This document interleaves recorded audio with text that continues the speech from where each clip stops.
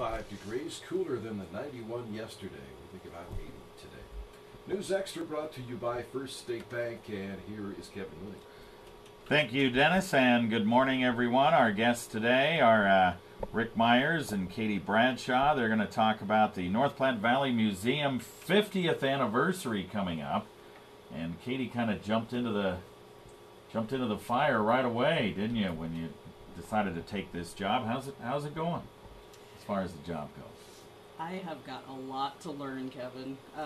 So in addition to figuring out how the museum runs, where all the office supplies are in the museum, working with guests who come into the museum, now we've got some pretty awesome events coming up. I think a lot of people don't realize that the museum is basically 50 years old this year. So a lot of history with the museum itself, in addition to the artifacts. Yeah. Now, talk about when the museum obviously founded in '61. How did it all start? Well, I wasn't around then, so there's probably some other people who could tell the story better than I.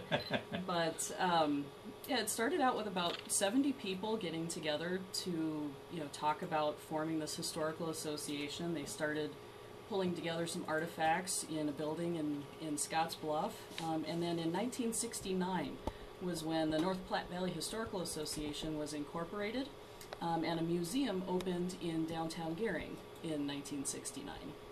All right, and then of course the current building constructed in '74 and was renovated in 2002. My grandson even did a little Eagle Scout project for your landscaping out front there. Oh, was that the berm?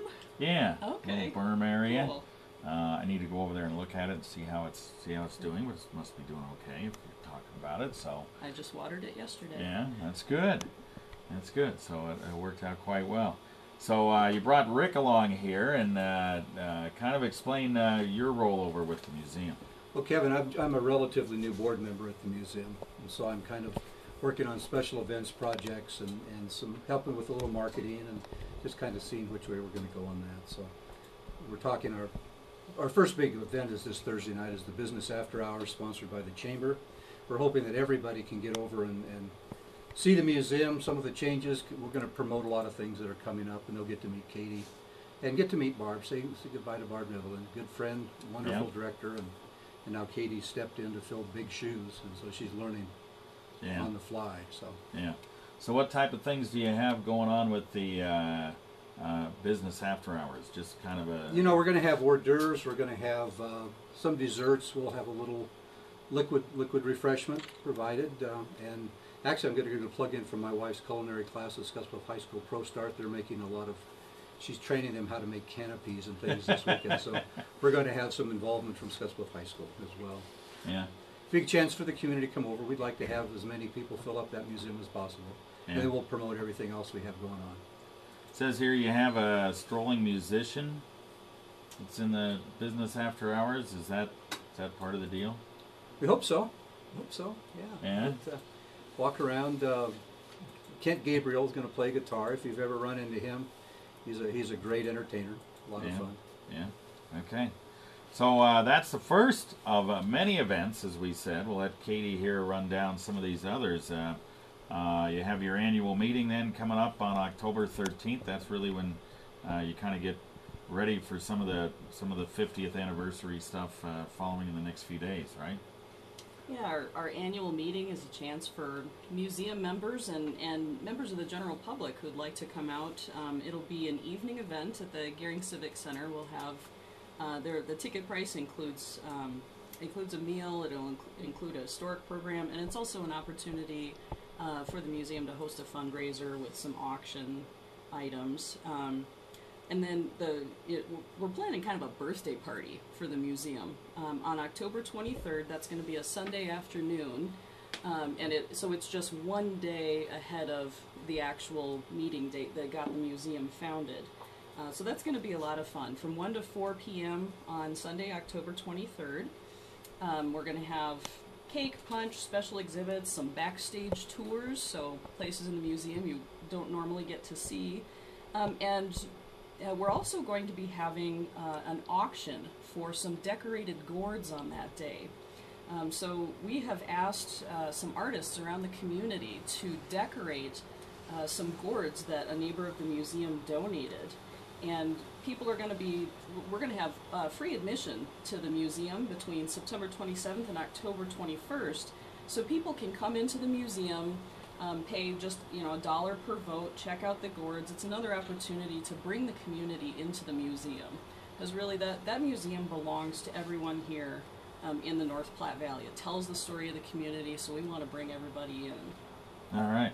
And you've got, what, 22 dozen gourds, right? Yeah, we've got nearly 30 gourds. I think we have... You got 5 left. Yeah, we have currently 5 gourds left. I can't wait to see what some of these artists do. Just the creativity. You take a round object, a gourd, and they can do whatever they want with it. So I can't wait to see what comes out of it.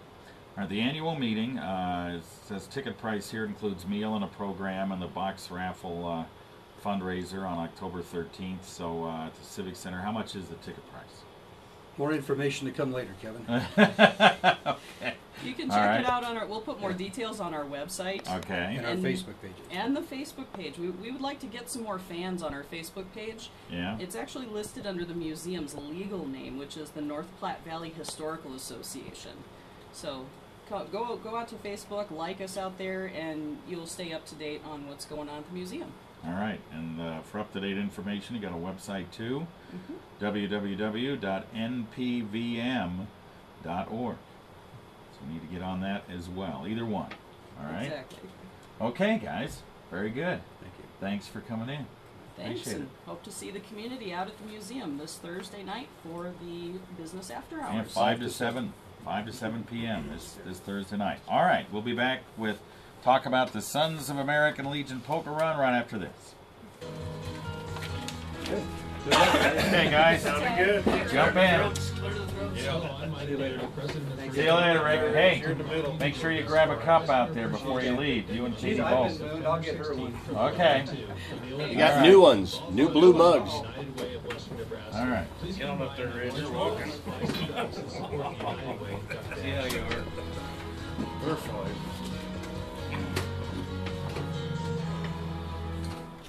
All right, we are back on News Extra, and we shipped with a couple other people in the hot seats here, Rich Peters and Scott Smith.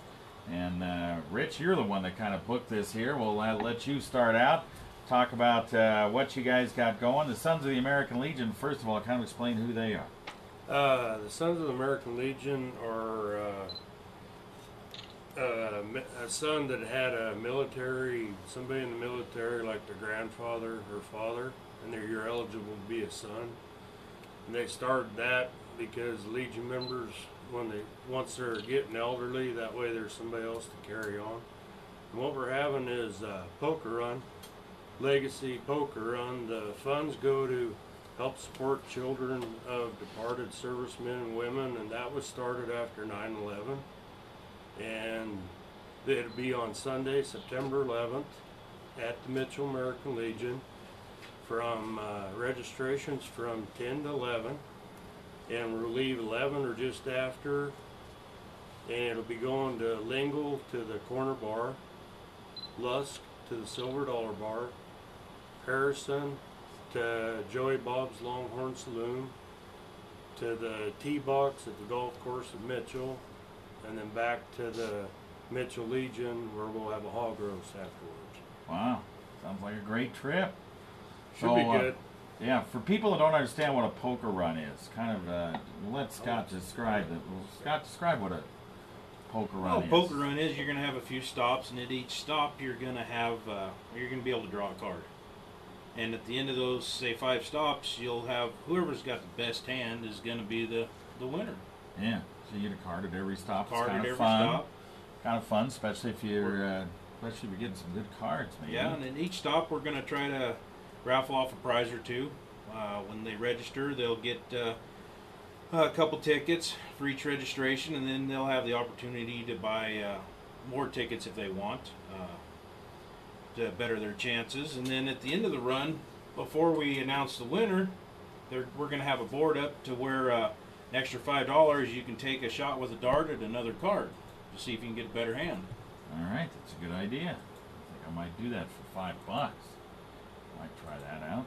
How much is it to do this? Well, we got Sunday? the rider is going to be $15, and then the passenger will be 10. Or if you're in a car, I mean, this isn't just for motorcycles; it can be cars also. We would appreciate anybody to show up. I mean, it would. This is for a good cause. It's raising money for a national scholarship fund, the Legacy Scholarship Fund is who it's for.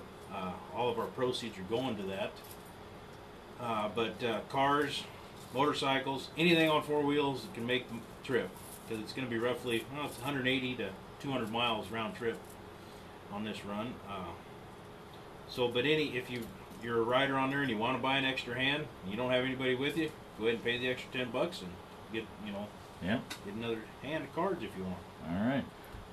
Again, $15 for rider, $10 for passenger. Registration 10 to 11. And they just show up, register, and Show up, register, and we're going to try to leave around 11:30 for sure. Get out of there. We have a little bit of a time constraint. Well, we can't be at a certain spot until a certain time, so we need to leave a little bit later than what we planned on. But it's going to be all right. yeah.